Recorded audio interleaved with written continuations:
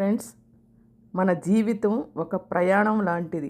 ఆ ప్రయాణంలో మనం 4 ముఖ్యమైన దశలను దాటుతాము.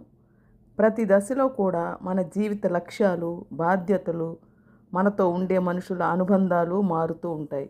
ఇక్కడ చూశారు కదా, మొదటి దశలో ఆనందం, ఆటలు, స్నేహము, బాధ్యత, ప్రేమ, చివరగా గౌరవము అండ్ అనుబంధము.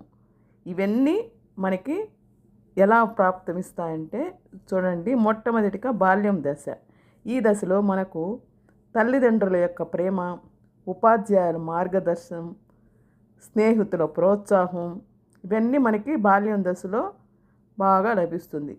తల్లిదండ్రుల దగ్గర మనకి అత్యంత ప్రేమ మనకి దొరుకుతుంది బాల్యం దశ అంటే వాళ్ళ పుట్టినప్పటి నుంచి 18 సంవత్సరాల వరకు ఉండేదే బాల్యం దశ.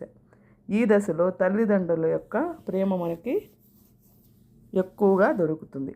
తరువాత యవ్వనం అనేది కెరియర్ కోసం చేసే ప్రయత్నం. సహ ఉద్యోగులు, స్నేహితులు, జీవిత భాగస్వామితో కొత్త అనుబంధాలు ఏర్పడుతూ ఉంటాయి ఈ యవ్వనం దశలో. ఈ యవ్వనం దశలోనే మనకి జీవితం అనేది మొదలవుతుంది. ఇకపోతే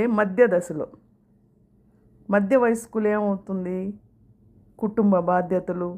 చూశారు కదా, ఇక్కడ కుటుంబ బాధ్యతలు, పిల్లల భవిష్యత్తు కోసం కష్టపడే సమయం.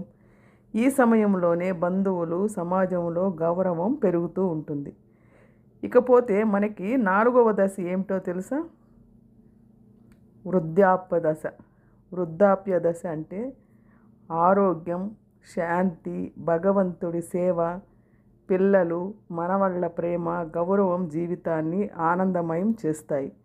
సో ఈ దశలో ప్రతి దశలో మన సంబంధాలను ప్రేమతో, గౌరవంతో నిలబెట్టితే జీవితం సార్థకం అవుతుంది.